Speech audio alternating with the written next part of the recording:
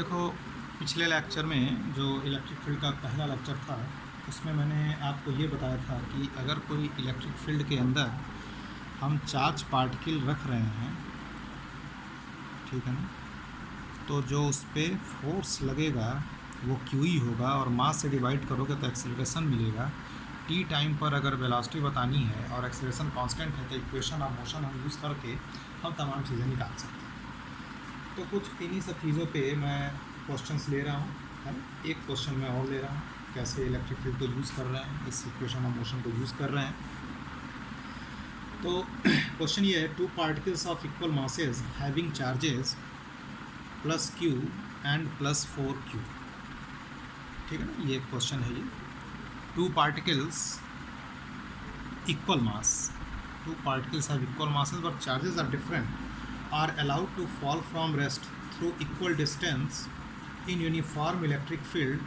तो पूछता है कि find acceleration, है ना। अब जैसे ये मान लो कि इलेक्ट्रिक फील्ड है ना, और रेस्ट में दोनों को रख दिया, ये प्लस क्यू था और ये 4q था, लेकिन दोनों का मास बेटा m था और इलेक्ट्रिक फील्ड ही था। तो इस पर जो फोर्स लगेगा वो क्या लगेगा, QE, और इस पर जो फोर्स लगेगा 4QE। तो इसका जो पहले वाले चार्ज पार्टिकल का जो एक्सेलरेशन होगा वो होगा QE/m, और A2 का कितना होगा 4QE/m, ठीक है। तो अब मान लीजिए कि आपसे अगर ये पूछा गया कि इसका एक्सेलरेशन का रेशियो क्या होगा, यानी आपसे पूछा गया A1/A2, तो A1/A2 मतलब आंसर क्या आ जाएगा, आप डिवाइड करके देख लीजिएगा, 1/4 आ जाएगा, ठीक है ना।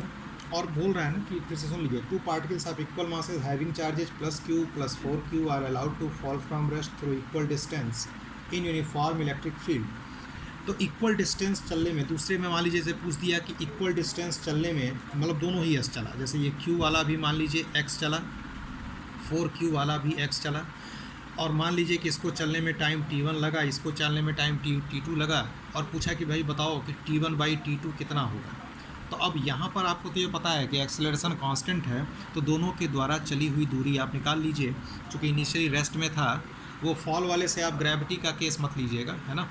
तो ut प्लस हाफ AT², तो ये हो जाएगा, इनिशियल स्पीड तो दोनों की 0 है, तो हाफ A1 t1², और x2 क्या हो जाएगा, हाफ A2 t2², और ये जो है x1 और x2 दोनों बराबर है, तो LHS जब बराबर है तो RHS भी बराबर हो गया, ठीक है। और हाफ हाफ कैंसिल, तो T1/T2² is equal to A2/A1, यानी 4/1, A1/A2 1/4 आया था, तो A2/A1 क्या आ जाएगा 4/1, तो T1/T2 की वैल्यू आ जाएगी 2/1। तो इस तरह से आप इक्वेशन ऑफ मोशन को यूज़ कर सकते हैं, है ना, ध्यान से उसको समझते रहेंगे। अब जैसे मान लीजिए इसी क्वेश्चन में पूछता कि find ratio of velocities after T time, है ना, या इक्वल डिस्टेंस चलने के बाद उसकी वेलोसिटी निकाल लो। तो अगर टी टाइम के बाद भी पूछता तो भी निकाल सकते थे। जैसे मान लो पहले वाली की वेलोसिटी तुम क्या लिखते, v1 = u + at, तो u तो 0 है, तो a1 t1, v2 क्या लिखते, a2 t2। देखो फार्मूला तो हम ये यूज़ करेंगे, v = u + at, लेकिन इनिशियल वेलोसिटी 0 है, तो रेशियो पूछता है तो v1/v2 a1/a2 इंटू t1/t2। तो a1/a2 तो हमने निकाला था यहाँ पे 1/4, और t1/t2 क्या निकाला था 2/1, तो ये बेटा आंसर क्या आ जाएगा 1/2। तो देख सकते हैं कि बहुत ही इजी क्वेश्चंस होते हैं, है ना। तो इस तरह से आप क्वेश्चंस को सॉल्व कर सकते हैं। अब काइनेटिक एनर्जी का रेशियो, लीनियर मोमेंटम का रेशियो, तो मैकेनिक्स में जो भी टर्म आपके सामने आते थे उसको आप सॉल्व कर सकते हैं। तो ये मैं आपको डिस्कस कर रहा था कि कैसे इक्वेशन ऑफ मोशन को यूज़ करते हैं। एक सवाल और ले रहा हूँ, है ना। जैसे क्वेश्चन में ये दिया हुआ है कि चार्ज पार्टिकल इज, अगला क्वेश्चन जो है, charge particle is projected with velocity u along uniform electric field of intensity E with velocity u। एक चार्ज पार्टिकल है, मान लो चार्ज पार्टिकल का चार्ज q है, मास m मान लेना, और इलेक्ट्रिक फील्ड के अलॉन्ग इसको ऐसे मूव कर रहा है वेलोसिटी, तो बोल रहा है कि डी डिस्टेंस ट्रेवल करने के बाद इसकी वेलोसिटी वी है, तो पूछता है कि ratio of charge upon mass, यानी स्पेसिफिक चार्ज का रेशियो पूछ रहा है। तो देखो ये सब सारे जो क्वेश्चंस होते हैं सिर्फ काइनेमेटिक्स पर बेस्ड हैं, या ऐसे क्वेश्चंस को तो हम वर्क एनर्जी थियरम से भी यूज़ कर सकते हैं। वर्क एनर्जी थियरम भी यूज़ करके हम चाहें तो लगा सकते हैं इसको, ठीक है ना। तो काइनेमेटिक्स से कैसे लगाएं ये देखो, तो तुम्हें ये बोलता है कि क्यू बाई एम निकालना है, तो पहले मैं आपको वर्क एनर्जी थियरम बता दे रहा हूँ। तो वर्क एनर्जी थियरम होता है वह WC W external is equal to K final minus K initial.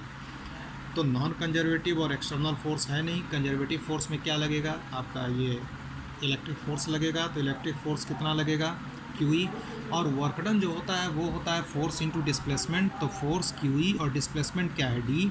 Final kinetic energy half mv² और initial kinetic energy half mu²। यहाँ से आप Q बाई एम निकाल सकते हैं, तो m ये नीचे कॉमन ले आओ, तो Q बाई एम के नीचे रख दो E इंटू डी और ये बराबर हो गया half v² minus half u², तो v² minus u² by 2 Q by M, और ई डी को यहाँ नीचे लेते जाओ, तो ये Q बाई एम का प्रॉब्लम आएगी, ये ऐसे सॉल्व हो गया। दूसरा आप लगा सकते थे इक्वेशन ऑफ मोशन को लगा सकते थे, तो है वही चीज़, वर्क एनर्जी थियरम ही यूज़ कर रहे हैं, बस अब इक्वेशन ऑफ मोशन से कुछ लोग ट्राई करते हैं इसलिए। तो v² बराबर u² प्लस 2x होगा, ठीक है। फाइनल वेलोसिटी भी इनिशियल ये, तो ये आ गया v² माइनस u², नीचे 2 ले आए और x की जगह पर क्या आ गया d, ये हो गया a, और एक्सेलरेशन कितना है QE बाई m। अब यहाँ से आप Q बाई एम निकाल सकते हैं, तो ये काइनेमेटिक्स यूज़ करके आप सॉल्व कर सकते हैं। तो क्वेश्चंस लगाने के कई तरीके हो सकते हैं। तो इलेक्ट्रिक फील्ड या फोर्स आप पढ़ रहे हैं, तो ये जान लीजिए कि अगर आपकी मैकेनिक्स अच्छी है, अच्छे कॉन्सेप्ट्स पे आपने क्लियर कर रखे हैं, तो कोई दिक्कत नहीं।